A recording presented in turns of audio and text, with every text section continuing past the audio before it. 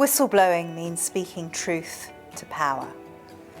It means finding a way to convey a wrong, something that is offending values, beliefs,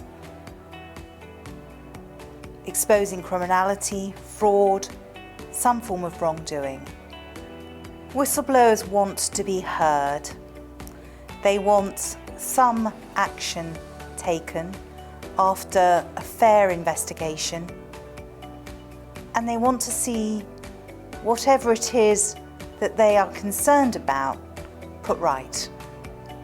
And they want that done all in a reasonable period of time. Whistleblowers pay a heavy price for conveying their truth, for revealing harm, for doing what society expects them to do and applauds them to do.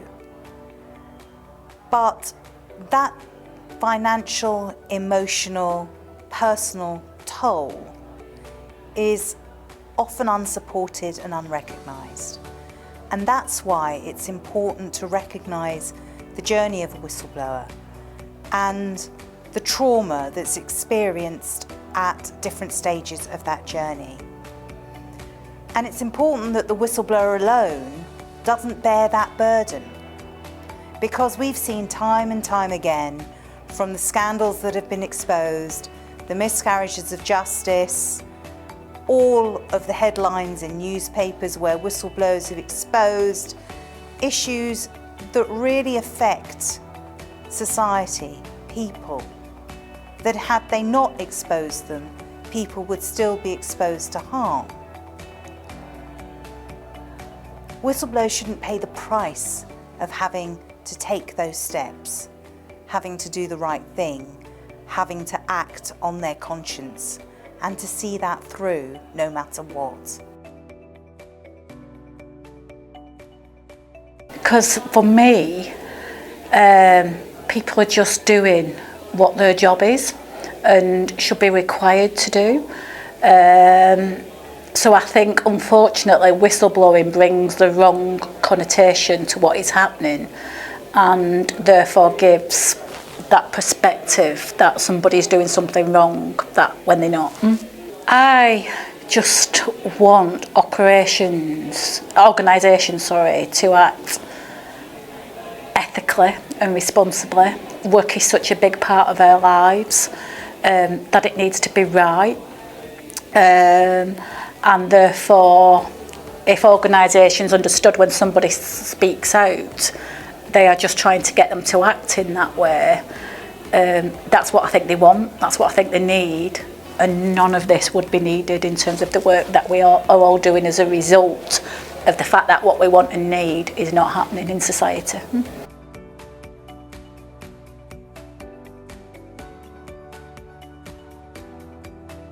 Yeah, it's a very complicated feeling for me as a representative of Ukraine when we are talking about the whistleblower, because as I mentioned in my speech today, that the definition of whistleblower is a little bit narrow in Ukrainian legislation, but I think that the whistleblower, and all whistleblowers are brave people who want to reveal information that the other people try to cover up.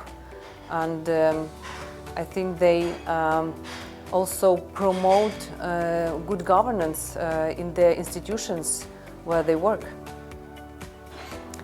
I think first of all, every whistleblower wants to be heard. So he or she wants to be heard, to reveal the story, not to be bullied, a little bit understanding from colleagues and understanding from the upper management, some help.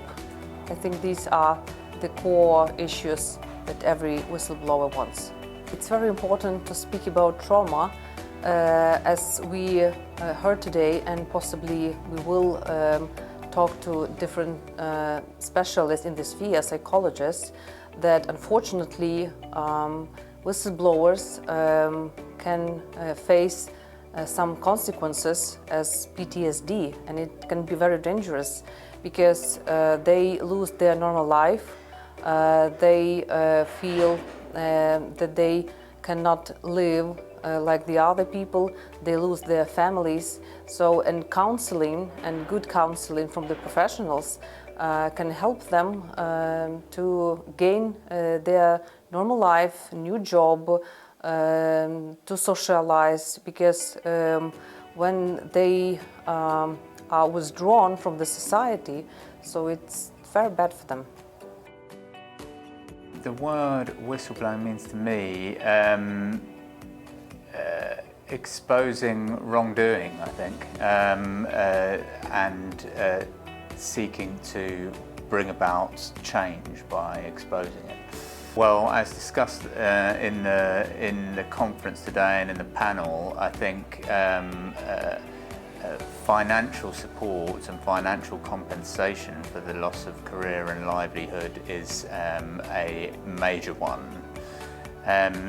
Secondly, I think the vindication, or at the very least a proper, impartial, independent investigation into the matters they have raised, followed by a report on those investigations, is something that would go a long way, certainly in the cases that have come to me.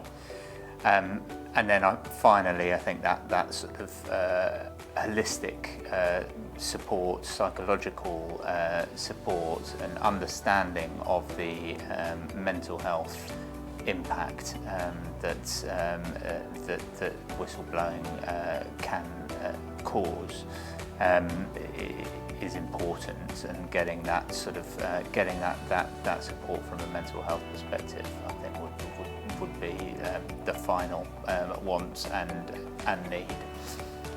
Well, from my perspective as a lawyer, I think it's important to understand the experiences that whistleblowers are going through, the trauma that they are experiencing, because I think that can result in certain behaviours on the part of the whistleblower.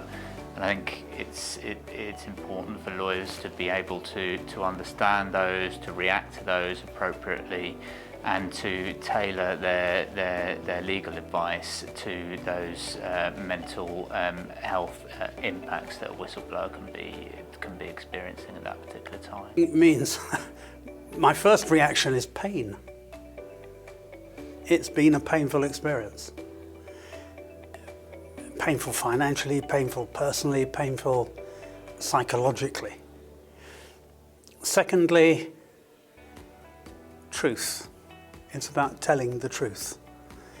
And out of that comes my third point. A peaceful soul, because without blowing the whistle, I would not be at peace. I'm at peace. I've done what I had to do for the right reasons, and I think we've seen it through. Well, whistleblowers want, firstly, to be heard. Secondly, they want something to be done about the wrong that they've discovered. Thirdly, they want vindication that what they've done has been for the real good of society or the good of the organisation, not for more money or grandstanding or ego. They want their job, and they want to retain their job, and they want to retain their income, and they want a future career. They don't want it all destroyed in one. They want financial security. Losing your job inevitably means losing your income, and you still have outgoings, and that creates domestic turmoil because you have a mortgage, you have children to feed, you have a wife to keep happy. They don't need that, and they don't want that. So they want restitution on that, or compensation, proper compensation. They want society to be better, and therefore you need change. They want change for the good. And then the reflection of that is what whistleblowers need. What whistleblowers need is immediately therapeutic counselling to counterbalance the shock of the trauma of what they've done and the response to it. Secondly, you need some form of financial support to remove the domestic financial worry. Now, how we do that we can talk about later, but it's necessary.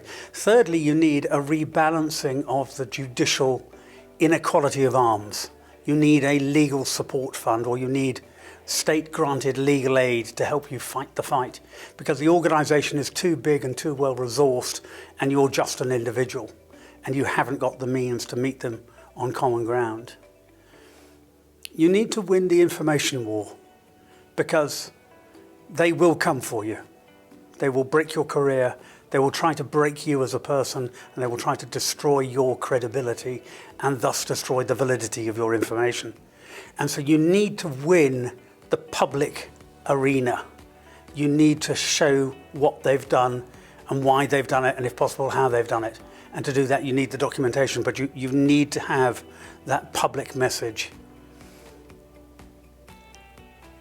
You need an employment system or a series of support in CV writing, interviews, and opportunities within a sector, ideally your own sector, but in a sector, to actually get you back into the job market and keep you there.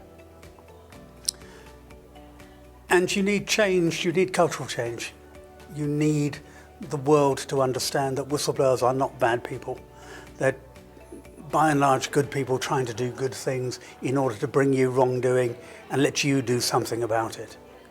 And at the back of that, you need political support. We need champions within government who understand where we're going and what we're trying to do and are willing to actually effect change. And the last thing is, they need a thank you. They need a simple thank you. Now, whether that's financial or whether that's a promotion or whether it's reinstatement and word across the organisation that you're a good egg and we stand by you, or you use the honours and awards system to actually say these are the heroes of civil society.